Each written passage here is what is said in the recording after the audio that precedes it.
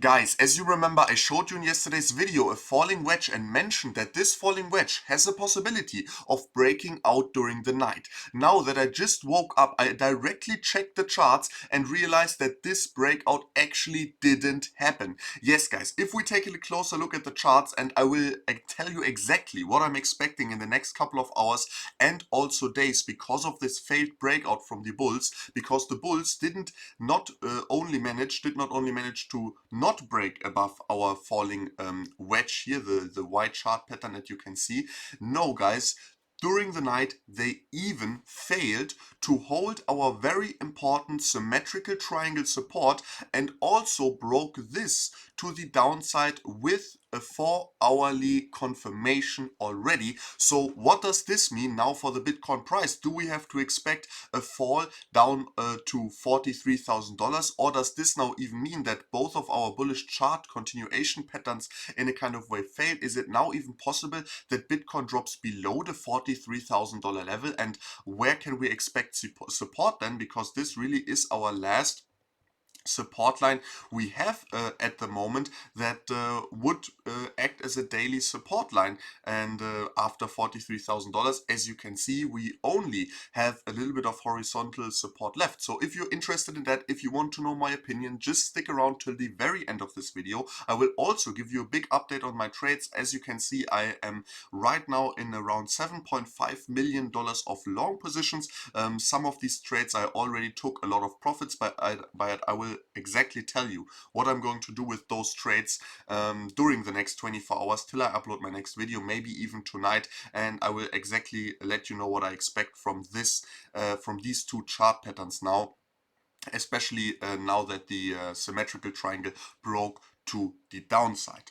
Other than that, guys, I would really appreciate it if you could leave a like, if you could give this video a comment, or leave this video a comment down below, and also subscribe to the channel, activate the bell so you don't miss out on any future uploads. And also thank you very much for everyone that is already watching my videos on a daily basis. 61 likes on the last video. It's a very, very amazing feedback. Thank you very much for that, and thank you very much also for all the nice comments I'm right now receiving below my English videos.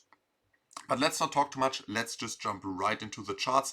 Like I said, we have this falling wedge. We didn't broke out of it to the upside because the bulls didn't manage to hold this symmetrical triangle support. And now we are seeing a scenario that I mentioned in the last videos more often, because it's our only bearish scenario. As you remember, the bearish scenario always looked the same. We break out of the symmetrical triangle to the downside, we dump down to $43,000, see a reversal in some type of M pattern maybe, and then continue the bull run. Yeah, this was one of our scenarios, and I think this one is still a very, very realistic one. I mean, we broke to the downside. We have to expect that Bitcoin has the potential of falling lower. Like I said, $43,000. Until that point, I don't really think we have anything to worry about. So even if we complete this falling wedge now, we'll go all the way down to the $43,000 level. As long as the bulls manage to hold this support, we will break to the upside. We will reach our breakout target sooner or later of $48,000 and continue this bull run. But for that to happen, we definitely need to hold the $43,000 level.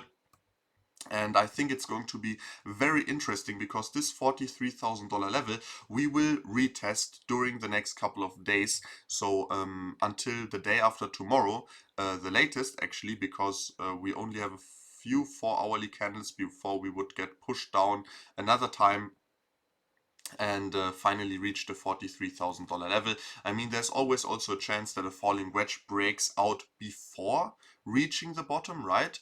I think this right here is already a very, very good breakout zone for this falling wedge.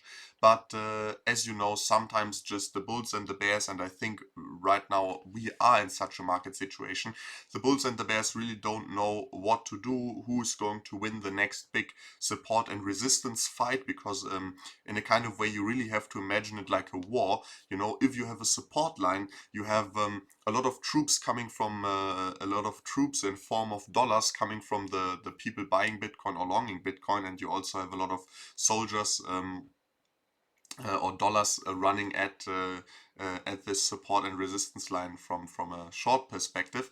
So it's really like a war, and right now we don't really have a clear winner, or we don't have a clear winner in sight. We cannot really see that the bulls are dying down. We cannot really see that the bears are dying down, or that they are out of money or anything like that. So I think this is still not over. I think the next couple of days will be very interesting, especially because the next couple of days will also decide, next 3 days will also decide how this weekly chart closes. Like I said, I think it's insanely important that we close this weekly chart above the $45,500 level, just because, like I said, this is the 8-year Bitcoin support and resistance line. We have always respected it very, very clearly and cleanly on the weekly chart, and we're doing it right now again. And I hope that this doesn't result in a rejection like we have seen in the past. As you can see here, we also saw a slight close above the 8-year resistance and support, but then the next weekly closed below it, and we have a similar scenario right now. We closed our weekly chart above it, but we have a potential of closing this weekly chart below it. So I really want to see that in the next 3 days during the weekend, the bulls are strong enough to push us back above the $45,000 level, but they definitely can have a drop down to $43,000 before pushing up. Yeah, so this is we are not out of the dark waters just because we have to close the weekly chart positive. It's just one more thing to keep in mind when looking at the charts at the end of the week, to determine if we have a bullish or bearish close on the higher time frames. Other than that, guys, I would say, if you like the content, definitely leave a like, subscribe to the channel, activate the bell, leave a comment down below. I really appreciate it.